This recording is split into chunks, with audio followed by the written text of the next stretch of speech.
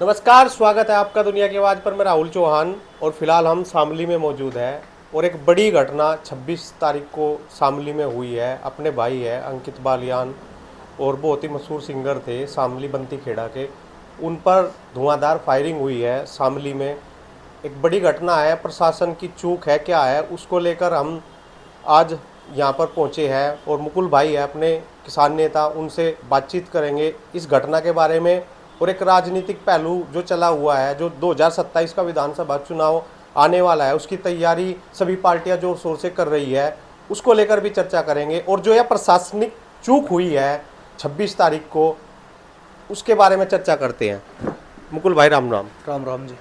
तो स्वागत है आपका दुनिया की आवाज़ पर फिर से। कभी तो कैसे देख रहे हैं इस घटना को आप, क्योंकि प्रशासन की बड़ी चूक है या ऐसे अगर चलता रहा, योगी राज है, योगी राज में गुंडागर्दी खत्म हुई है कुछ हद तक, लेकिन इस तरह की घटना को आप कैसे देख रहे हैं? देखिए, सीधा सीधा सवाल ना, हमारे जो प्रदेश के यशस्वी मुख्यमंत्री जी है आदरणीय योगी आदित्यनाथ जी, उनके बयान पे खड़ा होता है सीधा सवाल।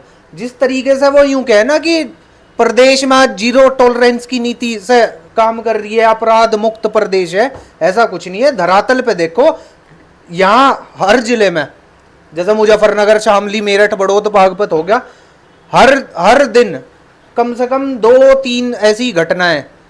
अभी जिस तरीके से हमारे एक भाई थे, गुहांड के ही है, हमारे तो भाई है, अंकित बालियान, जिसने अपनी मेहनत से कलाकारी जगत में एक नाम कमाया और क्षेत्र के लिए भी बहुत सौभाग्य की बात थी कि हमारे बीच में से एक नॉर्मल से घराने से एक लड़का उठ गया और इस तरीके से हरियाणा इंडस्ट्री के तहत पूरे पश्चिम उत्तर प्रदेश में अपनी छाप छोड़ रहा था।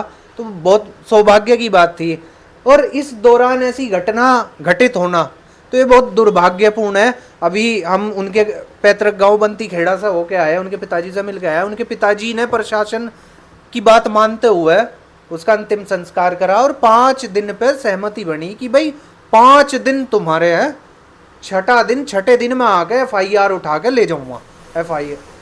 और उसके बाद जिस तरीके से जैसे मैं चाहूंगा वैसे मैं कर लूंगा।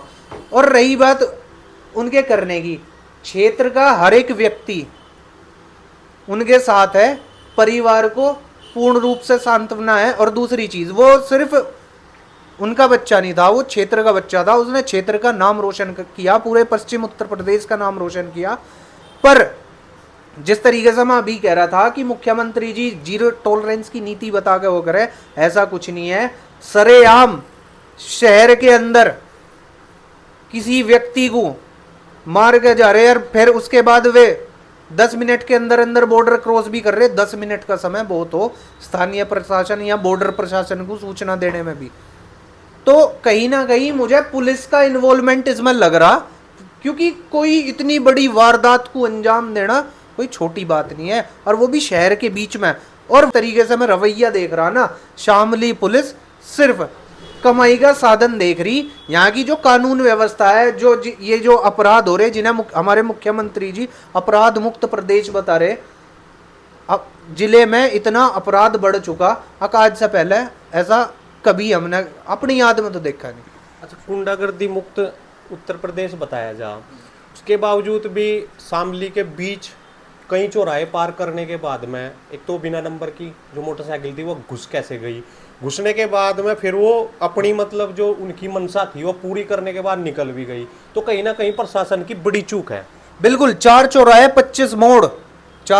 25 मोड़ पार करने कम से कम 15 से 20 मिनट तो लगी गए होंगे बॉर्डर पार करने में। तो प्रशासन कहाँ सो रहा था? मैं सीधा सीधा सवाल हम प्रशासन से करें, भाई तुम इतनी प्रमुखता से यह बात रखो, अगर भाई शामली में वो प्रशासन की तरफ से नियमित तौर से हर तरीके से हर चौक चौराहे पे योगी जी के यमराज खड़े, तो वो ये सिर्फ कहने की बात है, ऐसा कुछ नहीं है। प्रशासन पूरी तरीके से यहाँ फेल है शामली के अंदर।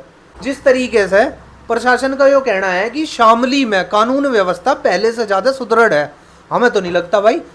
अरे सुदृढ़ तो तब होती ना, अब किसी व्यक्ति को भाई शामली शहर के अंदर, तुम बीच शहर के अंदर जहाँ शाम के समय भीड़ का एरिया हो, और वहां जाकर वो खुलेआम उसके 18 राउंड गोलियों से उसकी हत्या कर दी गई। तो ये कहाँ की ऐसी वो कानून व्यवस्था है जिस पर सवाल ना उठाए, और क्यों ना उठावे। अभी जिस तरीके से मैंने बताया कि उसके पिताजी ने 5 दिन का समय दिया, तो 5 दिन के बाद उसके पिताजी अगर कोई ऐसी कार्रवाई नहीं करती, पुलिस दोषियों को पकड़ने में सक्षम है, तो 5 से 6 दिन बाद उसके पिताजी थाने में से FIR उठा ले आवेंगे, और फिर वो अपने स्तर से जिस तरीके से हम लोगों को, यहाँ क्षेत्र के लोगों को आदेश करेंगे, खुलेआम यहाँ शामली में तांडव होगा। क्योंकि आज उनका बच्चा मरा, कल को हम में से किसी और का, कोई भी कल को हमें भी कोई मार के जा सके, हम कैसा अपने आप को यहाँ सुरक्षित महसूस कर ले। तो प्रशासन इस चीज को अपने संज्ञान में ले, और जल्द से जल्द, मैं तो दिन भी नहीं कहता, अरे घंटों में नोएडा तक की STF, ADG Meerut, additional SP Baghpat और अन्य जिलों से भी यहाँ अधिकारियों को बुला के एक टीम गठित करी जा रही। भाई क्या वे इतने विफल हो गए? अब तक का 3 दिन का वो हो गया, अपराधियों को पकड़ नहीं पा रहे। तो मेरा कहने का मतलब ये है, प्रशासन के दौरे ये 1-2 दिन का समय बच रहा, तो भाई इसमें ध्यान दे लो।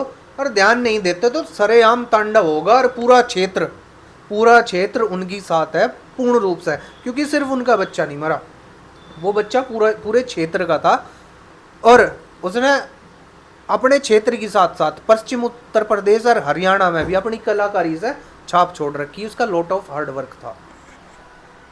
उत्तर प्रदेश सरकार यहाँ पर विफल दिखी, और कई कानूनी सवाल इस पर उठ रहे हैं। आप परिवार से मिले, तो परिवार से मिलकर कुछ मतलब ऐसा पता लगा भाई कोई पुरानी रंजिश हो, ऐसा कुछ मतलब मिला है?